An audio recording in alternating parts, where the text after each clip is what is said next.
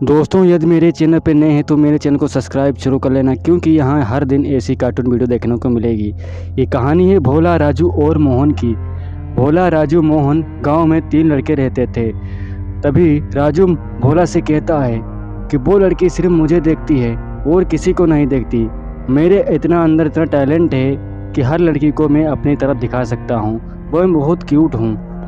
तभी मोहन भी राजू से कहने लगता है कि जा रे जा, तू क्या कितना क्यूट है। मेरी दाढ़ी देखिए कितनी बड़ी बड़ी हैं। ये दाढ़ी को देखकर मैं हर किसी लड़की को पटा सकता हूँ। मैं बहुत क्यूट हूँ, गांव में सबसे ज़्यादा अच्छा मैं हूँ। ये बात चल ही रही थी, तभी भोला कहता है कि तुम दोनों एक दिन इतना मारे जाओगे कि जितने खपड़े पे तुम्हारे बाल हैं सब गिर के हाथ में आ जाएंगे।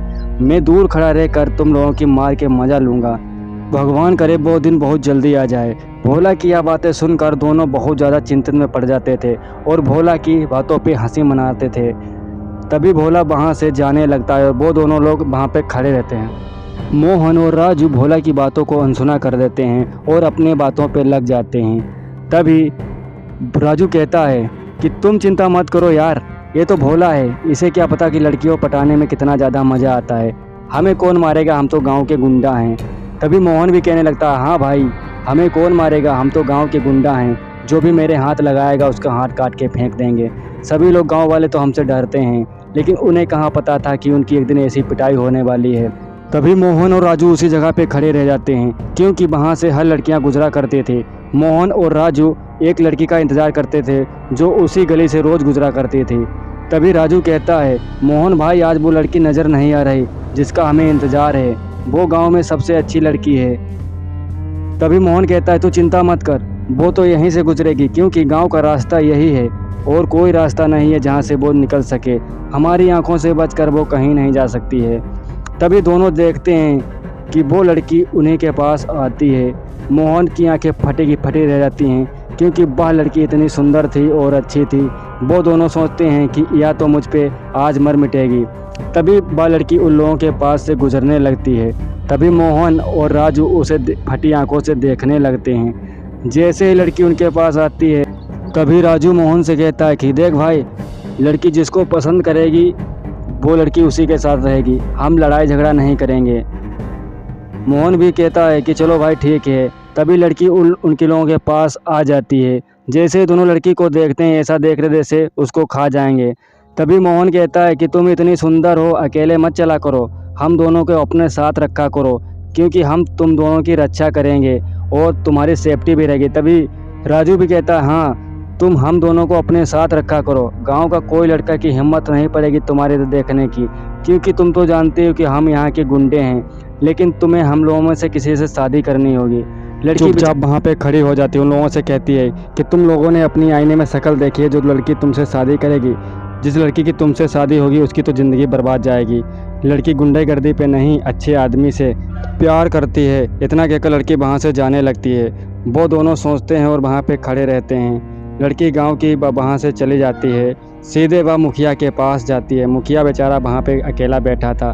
तभी लड़की वहाँ पे पहुँच जाती है और मुखिया के सामने आकर खड़ी हो जाती है। मुखिया बहुत ही ईमानदार और नेक दिल का इंसान था। वो हर लड़की को अपनी बेटी समान मानता था। तभी मुखिया उससे कहती है, सिमरन बिटिया, क्या हुआ, तुम इतनी परेशान क्यों हो। सिमरन कोई जवाब ना देते हुए भी वहाँ पे खड़ी रहती है और कहती है कि गांव के 2 लड़के हैं जो मुझे हर रोज़ छेड़ते हैं और मुझसे कहते हैं कि मुझसे शादी करो।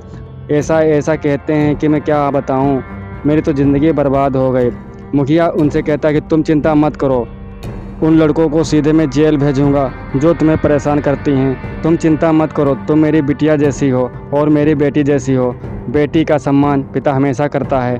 तभी वह कुछ लोगों को बुलाता है और कहता है कि हमारे गांव की एक सिमरन बिटिया है, उसे कुछ लड़के रोज़ उसे छेड़ते हैं, हमें उन्हें सबक सिखाना होगा, नहीं तो हर लड़के को ऐसे ही वो लोग परेशान करते रहेंगे। तभी गांव का एक बूढ़ा इंसान कहता है कि हाँ, मैंने भी देखा, वो सिमरन बिटिया को रोज़ रास्ते में रोकते हैं और उससे छेड़छानी करते हैं। मुखिया उनकी सभी की बात सुनता है। तभी मुखिया फिर सिमरन अगले दिन फिर वहाँ से जाने लगती है। सिमरन को पता था कि आज इन लड़कों की बहुत अच्छे से कुटाई होने वाली है और यह सीधा जेल जाएंगे। तभी लड़की कहती है, क्या हुआ, तुम लोग आज इतना परेशान क्यों हो, आज तो मैं तुम्हारे पास आई हूँ। तभी मोहन कहता है कि मैं तुम्हारा ही इंतज़ार कर रहा था। लड़की कहती है कि हाँ, मैं भी तुम्हारा इंतज़ार कर रही थी, आज तुम्हें मैं पूरा मौका दूंगा। दोनों लोग बहुत ही अचंभे में पड़ गए कि लड़की क्या कह रही है। तभी लड़की कहती है कि तुम्हें पूरी आज़ादी है, आज मैं तुम्हें जहाँ भेजूँगा वहाँ से तुम बहुत दिन बाद यहाँ आओगे, आज तुम्हारी खातिरदारी हम खूब अच्छे से करेंगे। लड़की यह सब कही रही होती है, तभी गांव के सभी लोग वहाँ पे आ जाते हैं। उनके साथ एक पुलिस वाला भी आता है। गांव के लोग कुछ उसे अच्छी तरीके से पीटते हैं। दोनों लड़की की पिटाई अच्छे से होती है। बाद में पुलिस अपने साथ लेकर चली जाती है। फिर उन्हें भोला रास्ते में मिलता है और भोला कहता है कि मैंने तुम्हें समझाया था कि बुराई का नतीजा हमेशा बुरा होता है, तुमने मेरी बात नहीं मानी थी। आज ये तुम मेरी बात मान लेते तो यह नतीजा तुम्हारे सामने नहीं आता। भोला खूब हंसता है और पुलिस उन्हें ले जाती है। तो दोस्तों, यह कहानी कैसी लगी कमेंट करके जरूर बताएं।